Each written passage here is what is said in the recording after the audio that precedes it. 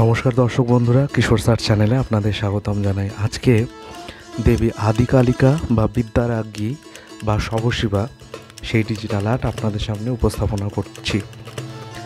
কালী বিভিন্ন রূপে বিভিন্ন সময়ে তিনি নিজেকে প্রকাশ করেছিলেন। দেবী কালীর এটি হচ্ছে প্রধান এবং সবথেকে গুহ্য ও তন্ত্রোক্ত স্বরূপ, যাকে আদিকালিকা বলা হয়। সৃষ্টির একদম আদিতে যখন কোনো কিছুই ছিল না, সব কিছু শূন্য এবং অন্ধকার, তখন পরমা প্রকৃতি, পরমাদ্যা আদ্যা শক্তি তিনি তার সৃজন মায়ায় সৃষ্টি করেছিলেন এই বিশ্বপ্রপঞ্চ। যেই সৃষ্টি এবং সেই যে মূর্তি বিপরীত রতিতে তিনি মহাকালের সাথে সংগ্রাম করছেন সেটি, এবং তন্ত্রে একটি উজ্জ এবং অপ্রকাশ্য বিষয়, যেটি সচক্ষে সকলের সামনে সেটাকে আনা হয় না।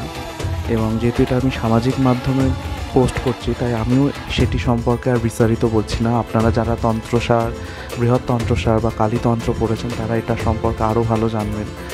আমি প্রথমে নিচে রয়েছে শুদ্ধ বিশুদ্ধ চৈতন্য এবং তার উপর সাহিত্য রয়েছে মহাকাল, যিনি মহাদেবীর সাথে সঙ্গমরত।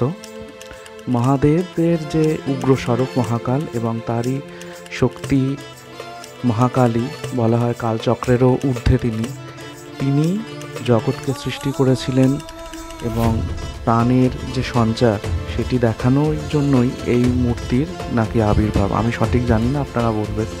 তিনি চতুর্ভুজা আদিকালিকা, অনেকটা দক্ষিণা কালীর মতোই। এনার দুই কানে দুটো সব শিশু ঝোলে, গলায় নরমুণ্ডের মালা এবং দেবী বাকছাল পরিহিতা। আমি এখানে কোনো অশালীন কোনো যে মূর্তিতে যেরকম রয়েছে, যেটা আমাদের চোখে দেখানো হয় না, সেই জিনিসটা আমিও এখানে গুচ্ছ রাখারই চেষ্টা করেছি যতটা সম্ভব, এটা যাতে সবাই মিলে এই ভিডিওটি দেখতে পায়। সেই জন্য আমি কিছুটা জিনিস একটু চেঞ্জ করার চেষ্টা করেছি এবং আপনারা জানাবেন আপনাদের কেমন লাগলো।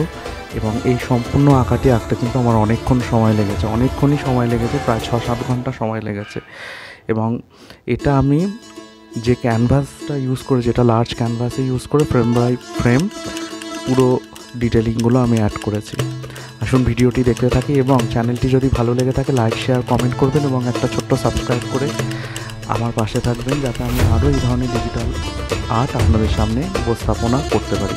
অনেক ধন্যবাদ চ্যানেলটি দেখতে থাকার জন্য। আসুন ভিডিওটি দেখতে থাকি।